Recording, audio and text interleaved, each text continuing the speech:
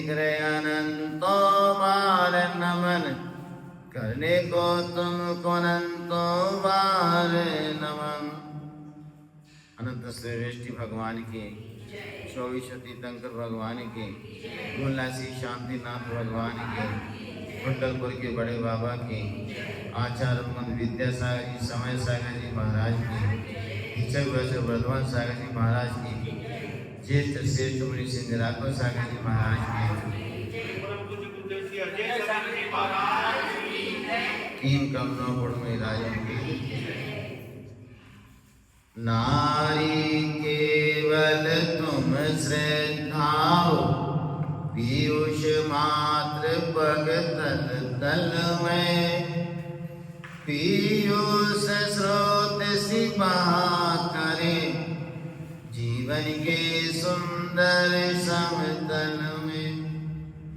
तुम्हें सागर सी गहराई, गंभीर हृदय रसातल में, मन में धरती सी समता है, तुमसे बड़ा न इस धरातल में। मन में हृदय सी समता है, तुमसे बड़ा न धरातल में। संस्कारों का संकना, माँ की ममता और माँ के प्रकार प्रकरण चल रहा है। पिछले दिनों आपने एक माँ जिसका बेटा दीक्षा के लिए जा रहा है, 4 शिक्षाएं देती है। अपने घर को नहीं भूलना, अपने घर को भूल जाओ तो पड़ोसी का याद रखना, और खूब भूख लगने पर भोजन करना, नींद आने पर सोना। दूसरा अपन ने सुना, देवकी ने प्रणगान किया। रिद्धिधारी मुनिराज जब उनके यहाँ आहार हुआ, प्रणगान किया तो माँ की ममता कैसे फूट पड़ी। आज भगवान महावीर स्वामी ने भी घर में भूसेन बंद कर दिया था। तो भगवान महावीर स्वामी ने गर्भस्थ भूसेन हलन चलन नहीं किया, बल्कि शांत भाव से बैठे रहे ताकि माँ कृष्णा को पीड़ा न हो। लेकिन हलन चलन न होने से लोग घबरा गए कि तीर्थंकर घर में आए हैं, हलन चलन नहीं हो रही। भगवान ने सोचा कि तो उल्टा हो गया। मैंने सोचा माँ को तकलीफ ना हो, इसलिए उन्होंने हलन चलन बंद कर। आचार्य कुंद महाराज की माँ ने लोरियां सुनाई। गर्भ में जन्म संस्कारित किया मदालसा ने गर्भस्थ समय धर्म की चर्चा सुनाई। कुंती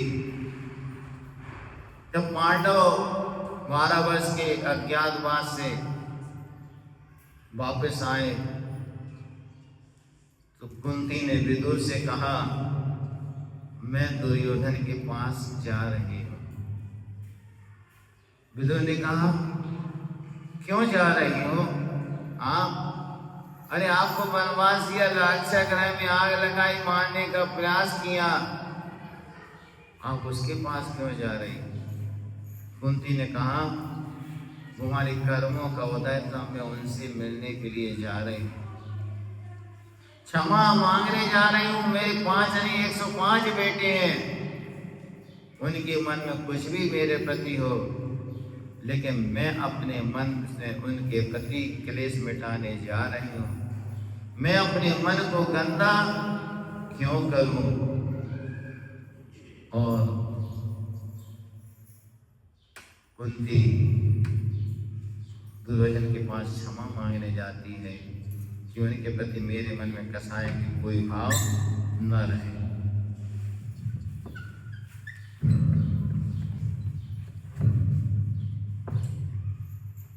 एक और आता है माँ की ममता में। द्रौपदी की क्षमा।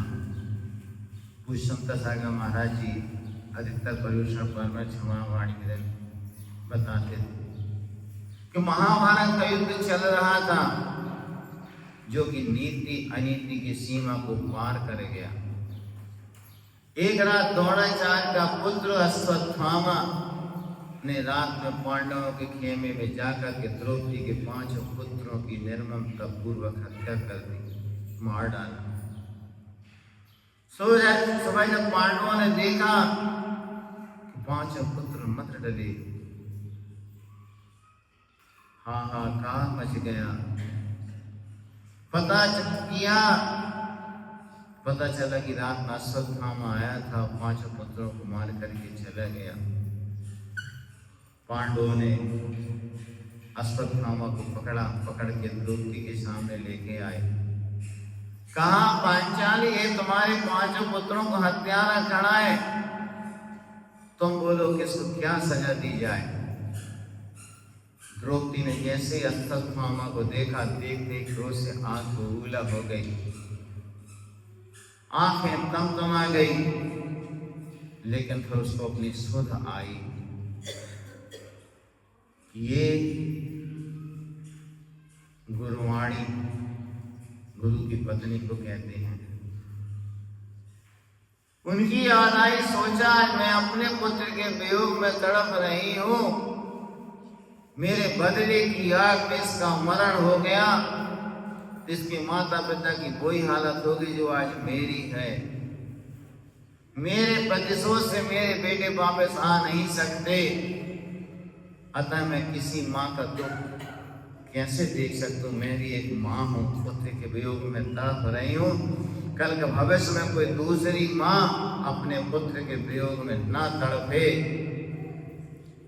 अतः उसने अपने मन पर संयम धारण किया।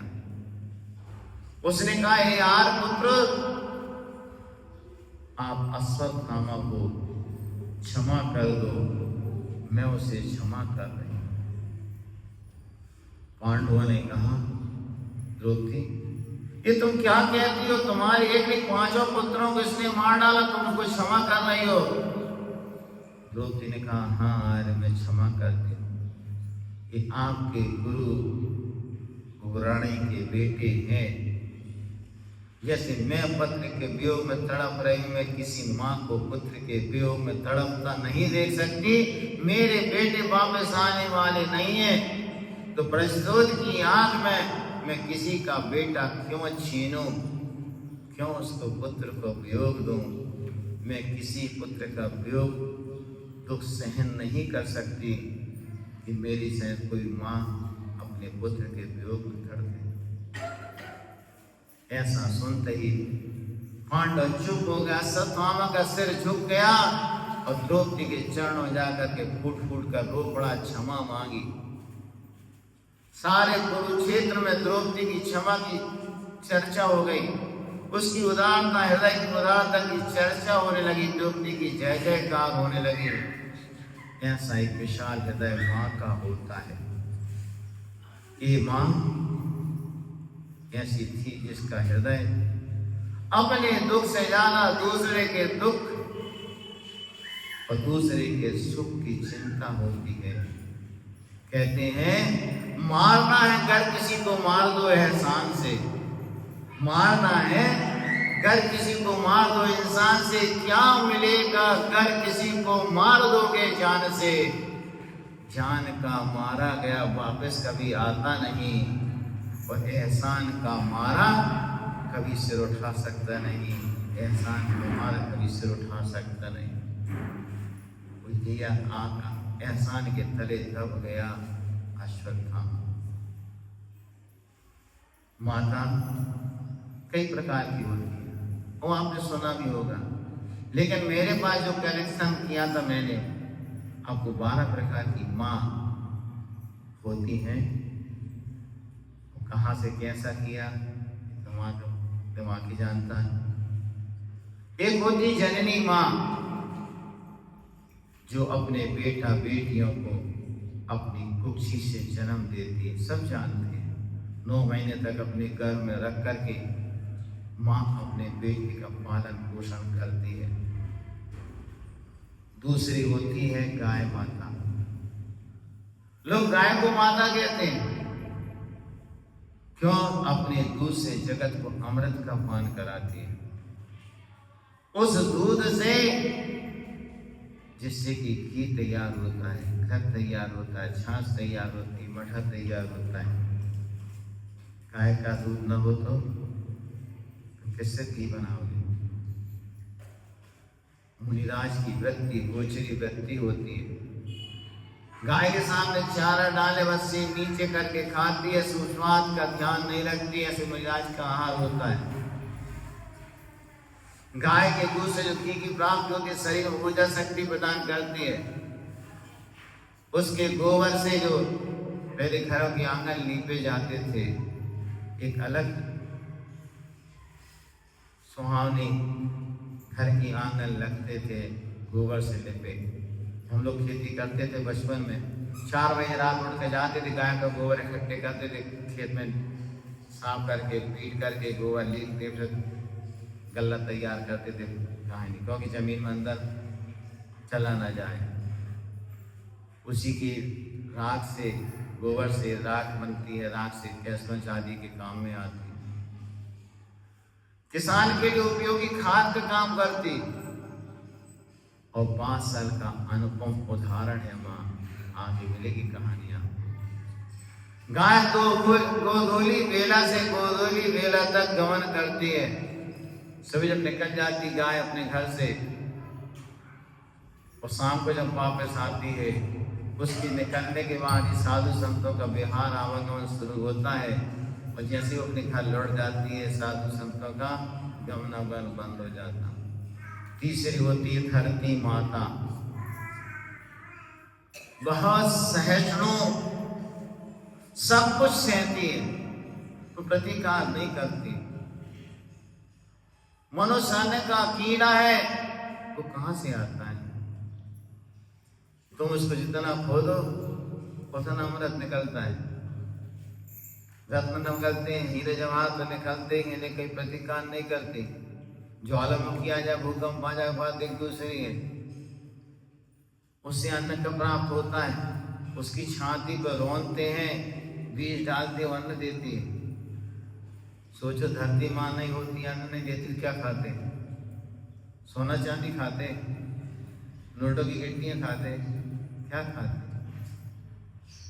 जीवन यापन सारा रुक जाता। मेरे देश की धरती सोना उगले उगले हीरे मोती, मेरे देश की धरती, ये धरती ऐसी है, सोने से ज्यादा कीमती रत्न निकलते, अन्न निकलता। चौथी होती सौतेली माता। किसे कहते हैं? पिता की दूसरी पत्नी, इसको सौतेली माँ कहा जाता है, सबके मालूम है। 5वां गाय माता, जो बच्चों का पालन पोषण करती है। रानी वगैरह रहा करती थी, बच्चों को जन्म दे दिया, बच्चों को पालने वाली। और आजकल की गाय माता हो रही हैं। चले जाओ पूना में, मुंबई में, बेंगलोर में, अहमदाबाद में, हैदराबाद में। पत्नी गई बैंक में, पति गया ऑफिस में, बच्ची को पालने वाली आया है, वो गाय माँ कहलाती। हमारे यहाँ की गाँव के पूर्वाश्रम के रिश्तेदार थे, और वहाँ बेटा बहू दोनों सर्विस करते हैं। शुरुआत से 20 साल पहले 4000 महीना दिया, एक महिला को ले गए, वहाँ जाके बच्चों को पाल रही, पोस रही। आज बच्चे उसी को अपना माँ समझते हैं। क्यों? माँ तो बैंक सुबह 9 बजे चली गई, रात को शाम को 6-8-9 बजे आ गई। धाय माता, पन्ना धाय, सुकौशल को पालने वाली धाय माता। एक होती गंगा माता। गंगा, जमुना, कृष्णा, कावेरी, ये नदियां हैं, ये लोगों की प्यास बुझाती हैं। उत्तर भारत में ठीक है, जमीन से पानी निकल जाता है, लेकिन दक्षिण भारत में अगर नदियां ना हो तो किसान खेती किससे करेगा? हफ्ते में एक दिन पानी आना, समय से पानी आने का समय निश्चित है। जिन में थे उनके पानी का समय आ जाने का। पता चला कोई नहीं आ रहा। खेत के किसानों को नदी के माध्यम से खेत की प्यास बुझाती है। आजकल तो शहरों में भी नदियों से पीने के लिए पानी की व्यवस्था हो गई, क्यों जमीन को खोद खोद कर कितना उसका दोलन करोगे। हमारे यहाँ भी पूरा वहाँ का गाँव 10 किलोमीटर दूर से नदी से पाइपलाइन डल गई, घर घर में जा रही पानी। और चौथी और 7वें नंबर पे है जगदम्बा। किसे कहते जगदम्बा? वो जगदम्बा अस्त्र शस्त्र लिए नहीं, जगत की अम्मा, भीड़ अम्मा, तीर्थंकर की माता जगदम्बा कहलाती है। जगत की माता जगदम्बा, क्यों जगत पिता तीर्थंकर, उनको जन्म देने वाली जगदम्बा। फिर होती आर्यका माता, सब जानते हैं। ज्ञान के उपदेश से सदग्रस्त महिलाएं माता बहनें अपना कल्याण कर लेती हैं। वो आर्यका माताएं स्त्री पर्याय में रह करके भी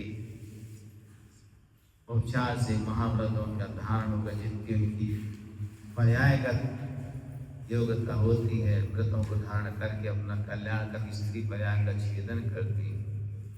सीता जी ने भी देखो अपनी आर्य का व्रत धारण करके स्त्री पर्याय का छेदन किया। वो सबसे बड़ा स्त्री पर्याय छेदन का एक ही मार्ग है, व्रतों को धारण करना। और होती है जिनवाणी माता, इस सरस्वती माता, शारदे माता, द्वादशांग जिनवाणी माता। सोचो जिनवाणी नहीं होती, द्वादशांग वाणी नहीं होती तो कौन हमको मार्ग दिखाता। इतना क्षयोत्सव ही नहीं है, दक्षिणाचंद ही सोचा था पंचम काल लोगों की बुद्धिहीन होती जाएगी। ये जिनवाणी कैसे सुरक्षित रह सके, तो उन्होंने 2 मुनिराजों के माध्यम से पुष्पांगुली जिनवाणी को सुरक्षित रखा। आज जो है गुरुओं के माध्यम से उस जिनवाणी का रसास्वादन हम कर रहे हैं, उसको सुन रहे हैं, समझ रहे हैं। कोई पेट से सीखे नहीं आता। और 10वें नंबर पर तीर्थंकर या गुरु, 3 गुरु हुआ करते, मैंने शुरू में कहा था। जन्म देने वाले गुरु, शिक्षा गुरु, दीक्षा गुरु, वो भी माँ है। तीर्थंकर उत्कृष्ट माध्यम से, उत्कृष्ट उपदेश से जीव संसार सागर से पार हो जाते हैं। गुरु के माध्यम से वीतराग मुद्रा धारण करती, नया जन्म मिलता है, नई मुद्रा मिलती है, नया नाम मिलता। 2 बार जन्म होते हैं, एक माँ की कुक्षी से और दूसरा गुरु द्वारा संस्कार होने पर ये नया जन्म। सारे नाम पुराना सब कुछ खत्म, नाम गोत्र जाति संस्कार सब बदल जाते हैं। और 11वें नंबर पे अष्ट प्रवचन मातृका, ये भी माँ है। जैसे माँ अपने बच्चों का रक्षा करती है, ऐसे ये 5 समिति की 3 गुप्ती, ईर्या भाषा शेपण आसन निक्षेपण, मन गुप्ती वचन गुप्ती काय गुप्ती, ये 5 महाव्रतों की रक्षक है। खेत की बाढ़ में रहती है, बाढ़ लगा दो तो खेत सुरक्षित रहता है। माँ अपने बच्चों को सुरक्षा रखती है। ऐसे 5-8 प्रवचन मातृका ये व्रतों की रक्षा करती है। और आखिरी नंबर पे भारत माता। भारत माता जहाँ हमने जन्म लिया है वो भी माँ है। इस धरती पर जन्म लिया माँ से कम नहीं। एक बार एक विदेशी राष्ट्र के नेता, राष्ट्रपति भारत आए और विमान से उतरने समय भारत के सारे सुरक्षा कर्मी उनके पांगे चले गए। और जैसे ही सुरक्षा कर्मी गए तो मुख्य अधिकारी ने सैल्यूट मारा, सलाम किया। ऊपर से नीचे, सर आपके जूते कहाँ? विमान में रह गए, मैं लेके आता हूँ। उन्होंने कुछ नहीं बोले। उन्होंने कि सर, आप इतने बड़े राष्ट्र के राष्ट्राध्यक्ष हो, नंगे में रहना, विमान से उतर रहे हैं, अच्छा सोमा नहीं लगता, अच्छी लगता, मैं जूता लेके आता हूं। ऊपर से उस विदेशी राष्ट्राध्यक्ष ने क्या कहा? उसने कहा, आप मंदिर जाते हैं? ऑफिसर, हाँ जाता हूं मंदिर। क्या मंदिर जूते पहन कर जाते हो? अली कहा नहीं सर। तो उनका देखो, भारत एक मंदिर है, भारत एक मंदिर है, मैं मंदिर में जूता पहन करके नहीं जाता। ये देश ऋषि मुनियों की, तीर्थंकरों की जन्मस्थली वह भूमि है जहां पर वीरों ने अपनी जान की बाजी लगा करके इसको सुरक्षित किया, और राजा रक्षम अपनी कितनी जान गंवा दी। ऐसी भारत भूमि, भारत माता के मंदिर को मेरा सत प्रणाम। और झुक करके उसने सबसे पहले उठा के अष्टांग रूप से भारत माता को नमन किया, धूली माथे पर लगाई, कुछ पंक्तियां कही। पंक्ति क्या कही है लिखी हमने है, चिंतन था। मां रक्षक मां दर्शिका, गुरु में ऊंचा का, क्षमावान निस्वार्थी, मई है मां है चारों दाम। मां ममता की खान है, मां वीणा के तार, मां मुरली की तान है, मां अमृत की दान। मां ईश्वर का रूप है, हरती दिल की पीर, गंगा जमुना से अधिक बहता ममता नीर। प्रेम दया करुणा कृपा, बरसे आठों याम, ज्ञान दे रक्षा करे, माता उसका नाम, माता उसका नाम। समझ नहीं आ रहा क्या? नहीं आ रहा?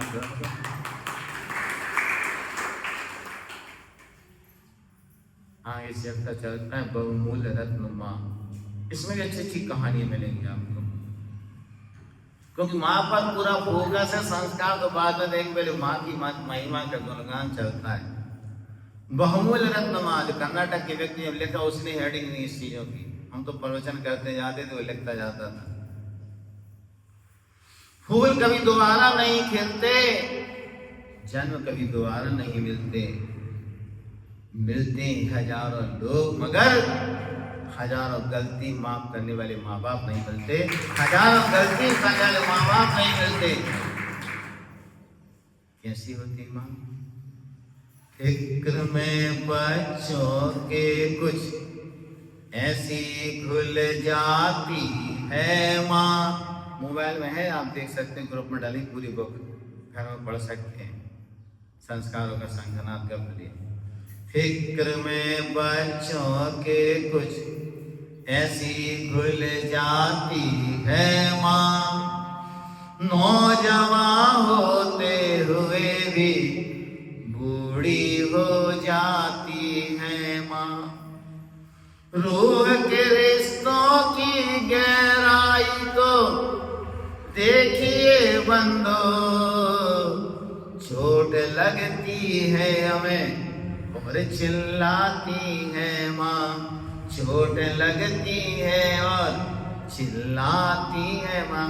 एक बार बचपन में मुझे बाल तोड़ हो गया, मेरी माँ पट्टी कराने अस्पताल में सामने गई, और जैसे पहले बाल तोड़ होता था तो बाती भरी जाती थी अंदर, बाती दवाई, और जैसे डॉक्टर ने साफ किया बाती भरने को हुई, वो बेहोश होकर गिर गई। क्यों? दर्द सहा नहीं गया। बेटी को तो है, लेकिन उनकी पीड़ा को ऐसा अनुभव किया कि बेहोश हो गया। आज भी दिन याद। जिंदगी में 3 पड़ाव हुआ करते हैं, बचपन, जवानी और बुढ़ापा। इसी में आदमी की सारी जिंदगी गुजर जाती है। बताओ, कुछ है कम? बचपन, जवानी, बुढ़ापा। और जरूरी नहीं है कि तुम्हें 3 ही मिल जाए। घोड़े पर बैठे बैठे अटैक आ जाता है, नाचते नाचते अटैक आ जाता है, कोई भरोसा नहीं। कभी कुछ भी हो सकता है। सब अनित्य है, सब क्षणभंगुर है। और कहते जो बचपन नहीं सुधार सके, जवानी सुधार लो। जो जवानी नहीं सुधार सके तो बुढ़ापा सुधार लो, और बुढ़ापा नहीं सुधार सके तो सुधार लो। बस इसके अलावा कोई नहीं। बचपन क्या है? मां। जवानी महात्मा, और बुढ़ापा परमात्मा। अर्थ जानना है। बचपन में मां का सहारा होता है, निर्विकार होती है। छोटे से बच्चे को खिलाती है तो बेकार नहीं आता, और जब बच्चा वो बड़ा हो जाता है फिर वैसे नहीं खिलाते, तो बच्चा निर्विकारी। जवानी महात्मा बनने के लिए, सहनशीलता बनाने के लिए, परेशानी आदि सहने के लिए, और बुढ़ापा सबसे मुक्ति का अंतिम पड़ाव। हम लोग वही धारण किया। हाँ, तो जवानी में निकले आए, हम तो बुढ़ापे में निकले, 55 वर्ष के मर गए। बचपन मां की शरण छोड़ देता है, जवान बेटा भी मां की उपेक्षा कर देता है। भूल जाता है कि मां ने किस मुसीबत में मुझको पाला था। 9-10 माह कोख में रख कर मां ने मुझको पाला था, किंतु जन्म दे करके भी फिर भवसागर में डाला था। देकर जीवन की लौकिक शिक्षा मुझको बड़ा कर डाला था। कैसे उनके गुण गाऊं मैं, कैसे उनके गुण गाऊं मैं, जिसने अपना सब कुछ दे डाला था। कैसे उनके गुण गाऊं मैं, जिसने अपना सब कुछ दे डाला था। मंदिर में भगवान होते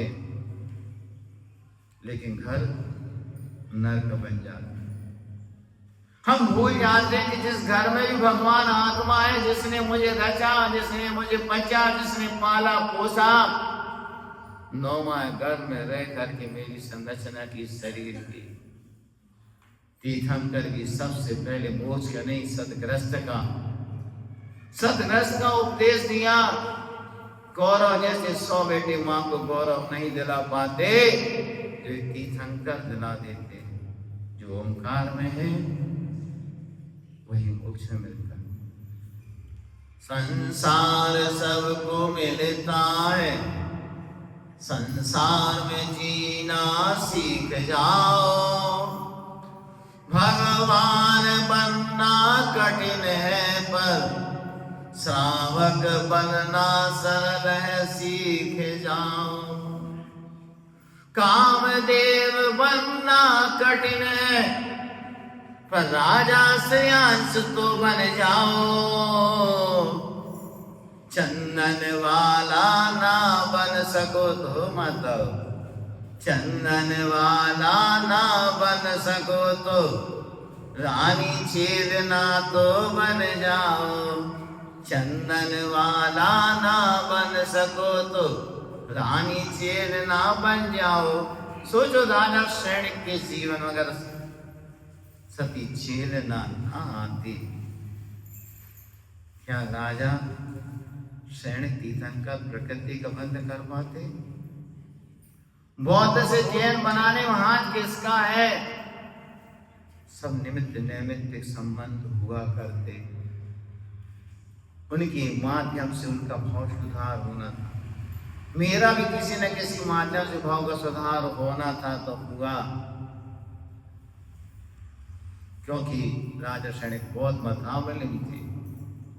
अभय कुमार को सन्मार्ग पर चलाया, झेलना नहीं, उसका बेटा नहीं। सच्चे देव, सच्चा धर्म, सच्चा गुरु क्या है ये बतलाया। अपने पुत्र वाणीसेन को मोक्ष मार्ग पर लगाया, अपने पति को तीर्थंकर प्रकृति का भंग करा दिया। जिंदगी में माँ की महानता, माँ के महत्व को निकाल दोगे तो क्या बचेगा तुम्हारे पास? बताओ तो। बस 2 मिनट में अपनी बात पूरी करता हूँ, 4 लाइन और बच्ची हैं। कल अगले हफ्ता दूसरी कहानी आएगी। ए बुराई माँ की उपेक्षा आजकल अधिकतर घरों में। यदि ये बुराई माँ की उपेक्षा आजकल अधिकतर घरों में हो गई है। पंचम काल का स्वर्ग अगर है, मैंने पहले भी कहा था, पंचम काल में अगर स्वर्ग जानना चाहते हो तो अगर तुम्हारे बेटे बुढ़ापे तक तुम्हारे आज्ञाकारी रहे तो पंचम काल में स्वर्ग है। तुम्हारे बेटे आज्ञाकारी नहीं है तो नरकों से बदतर स्थिति हो जाती। मिलेगी आपको सुनने, 4 महीने 3 महीने बहुत अच्छे के कथानक, कैसे बेटे होते माँ के लिए बुलाते हैं और कैसे बेटे माते होते हैं। बड़े खुश नसीब होते हैं जिनके जीवन में माँ होती है, और बड़े बदनसीब होते हैं जिनके कारण माँ रोया करती है। बड़े बदनसीब होते जिनके कारण माँ रोया करती है। 3 बहुमूल्य रत्न हैं, आगे मिलेगा आपको। माँ का प्यार, माँ की शिक्षा, माँ का बलिदान। हर पॉइंट पर चर्चा होगी अपनी अपनी। माँ की शिक्षा, माँ का प्यार, माँ का बलिदान अपने सुख का करती है। माँ खानों का प्यार, माँ जैसा प्यार जगत में कोई नहीं दे सकता। माँ का नहलाना प्यार लगता है, माँ की आंख का मैल निकालना प्यार लगता है, शरीर से मैल निकाल के काजल का टीका लगाना माँ का प्यार लगता है। चोट लग जाए तो मन दुखी हो जाता है, इंजेक्शन लगवाना माँ का प्यार है। कितना भी तूफान आ जाए, शोर आ जाए, माँ की नींद नहीं खुलती। शेर भी दहाड़े तो नहीं होती, लेकिन बच्चा गुनगुनाने लगे तो नींद खुल जाती। खुद मारे कोई बात नहीं, और दूसरा मारे तो सिंह के सामने बचाने के लिए माँ आ जाती है। बृहस्पति से भी लड़ने को तैयार हो जाती है। अगले हफ्ते आपको सुनाएंगा। मोमबत्ती के अंदर जलते हुए धागों ने उससे कहा, जलती तो मैं हूँ मगर तेरे आंसू क्यों निकल आते हैं। मोमबत्ती ने कहा, जिसको जगा दिया वही दिल में आते हैं। अगर वो तकलीफ में हो तो आंसू निकल आते हैं। अगर वो तकलीफ में हो तो आंसू निकल आते हैं। ओम नमः शिवाय।